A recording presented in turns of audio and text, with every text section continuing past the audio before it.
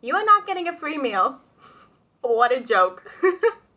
You're not even getting free coffee. You are not even getting a free glass of water. Hi, my name's Megan, and today's video is what to expect flying budget airlines in Asia. I'm going to cover 10 things that you need to know that are going to save you time, stress, and money, and then I'll finish up at the end with some tips on how I've managed to fly 3 times over the carry-on weight limit on dozens of budget airlines.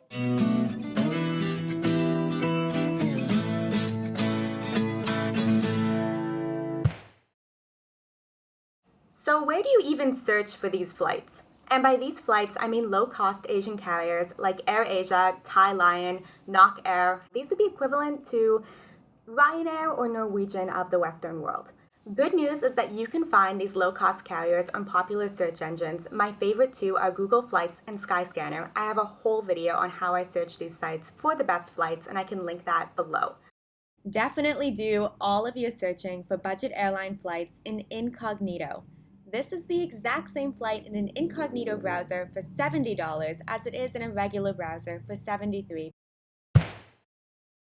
A major difference is the way that I use these search engines when I'm booking low-cost carriers, because almost all of the flights are priced one way. When you're booking a long-haul international flight, it almost always makes more sense to book it as a round trip. Ottawa to London as a round trip is going to cost a total of $890.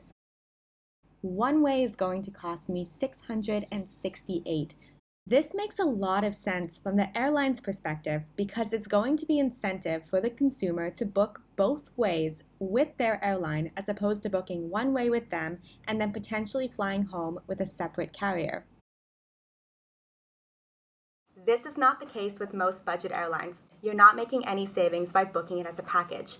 So even if I'm flying Bangkok, Chiang Mai, and back to Bangkok, I'll usually book them as 2 one-ways because then it gives me flexibility if I want to use a different carrier there to the carrier that I fly home with based on their flights and their times.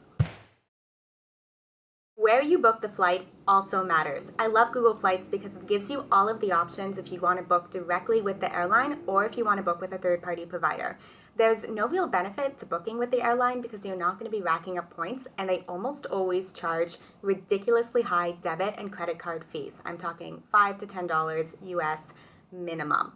I avoid this by booking instead with Expedia whenever I have the option, and then you'll also get cash back if you're using eBay. I recommend everyone does. It's free. You sign up in 2 seconds, and it gives you cash back, like up to 10% on all of your bookings. So I'll book with Expedia because they're a partner of eBay, so I'm getting the cash back and I'm saving on the credit card fees.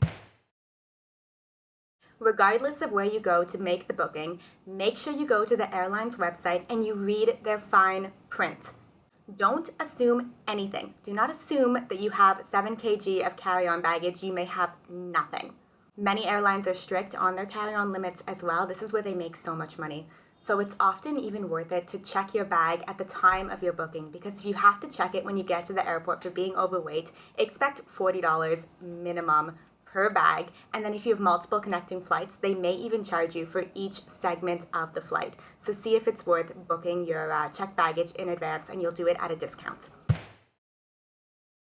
It's important to be super mindful when you're actually making the booking because they often will pre-select add-ons for you that you don't actually need. They'll often pre-select checked baggage as well as travel insurance. If you're covered by a third-party provider, for example, I use Safety Wing, you may not need that travel insurance, and it's an additional cost that they're adding on for you. So you can deselect that. You also don't want to make any mistakes because a name change fee, if it's even available to you, is probably going to be like quadruple the cost of the actual flight. So make sure you type everything in and then dot your I's and cross your T's and triple check. That doesn't make sense because you're typing. Check in online whenever possible and make sure you print your boarding pass and bring it with you to the airport. You'll often be charged an extra fee for them to print a boarding pass for you if you check in person. You can expect a pleasant flight experience. In general, on Asian flights, I find that the service staff, the flight attendants, are so friendly. Really. And also, it's generally going to be 3 seats, aisle, 3 seats, or 3 seats, aisle, 3 seats, aisle, 3 seats. Don't expect to be on some tiny little rickety plane like what I was expecting my first time flying. The announcements over the speakers are going to be in English as well as the local language, and then they often play acoustic versions of these really catchy pop songs on takeoff and landing. So it's a nice flight experience. It's pleasant, but there are definitely a few quirks that are going to change the way that you prepare yourself for taking a budget airline flight. For example, you're going to want to pee before you get on the plane, and fear not, they have toilets. The thing is that they're like really tiny, which makes sense because Asians are, generally tinier humans than, say, Americans or Europeans. I find the bathrooms to be like very claustrophobic and small, so pee before you get on the plane if possible. You don't want to be wearing your biggest, heaviest clothes, terrified that they're going to freeze you out. Cabin temperature is actually quite warm. Most people around you are going to be in shorts and a t-shirt, and I dress that way and I'm quite comfortable on the plane. It doesn't get very cold. Expect to be charged for absolutely everything. You are not getting a free meal.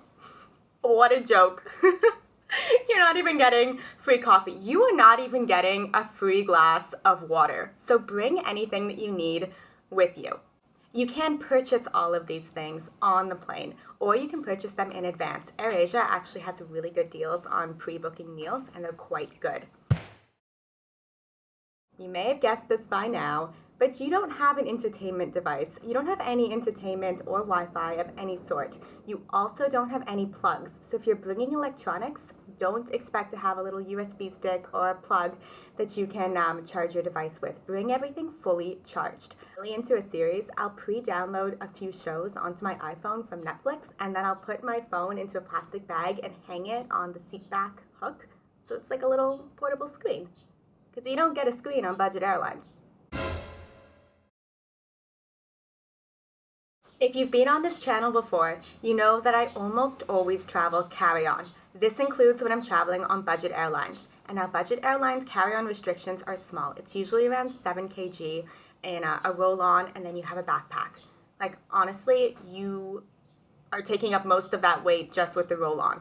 So it's very hard to travel carry-on if you're following the rules. Here are a few things that I do to take dozens of budget airline flights and not be charged for checked baggage. I've been charged once, and it was $50 US with VietJet leaving Da Nang to fly to Bangkok 2 years ago.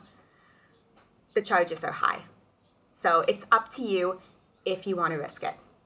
The main way I've gotten away with this is by checking in online and then printing my boarding pass. This way, when you get to the airport, you don't actually have to go up to the check-in counter or anything. You go straight with your printed boarding pass through the security, and they don't care what you're bringing through the security apart from your liquid limits, and that's a whole other topic. And then you just get straight to the gate, and I've never seen someone stopped at the gate when they're boarding for having carry-on luggage that is too large. Sometimes online check-in isn't available, or even more often, you try to check in online and they tell you that you have to do a passport check in person at the airport. If this happens and you're with a friend, I would say leave your roll-on bag with your friend to watch, go check in, and then swap. If you're not with a friend, you could hide it behind a plant or beside a really nice-looking family. Huge risk on so many levels, and also I think it's legal to leave your baggage unattended. But that's something that you could do to avoid a checked baggage fee. My third tip is to research the airline that you're flying with. For example, AirAsia is notorious for letting people take massive amounts of carry-on luggage that are obviously over the limits and not saying anything. They are getting more strict. All the airlines are getting more strict. But then a couple of them that I would never risk this with would be VietJet, especially after that last experience, and then EasyJet. Their fees are insane and they weigh every bag. There's an overview of what you can expect if you're taking your first budget airline flight in Southeast Asia. I'm really curious if you've flown them, what's the cheapest flight you've gotten? Mine would have been from Bangkok to Chiang Mai for $12 US 2 years ago. Haven't been able to beat that. I'd love to know if you have. Don't forget to subscribe for more tips and hacks. I'm back here every single Tuesday, and I'd love to see you again next week. Also give this video a like if you enjoyed it. And yeah, catch you next time. Bye. I really wish someone told me this when I was booking that first flight for $25, expecting to be on some rickety little one-wing plane destined for a crash in the mountains of northern Thailand. It didn't happen. It was a great flight. AirAsia! Not an affiliate.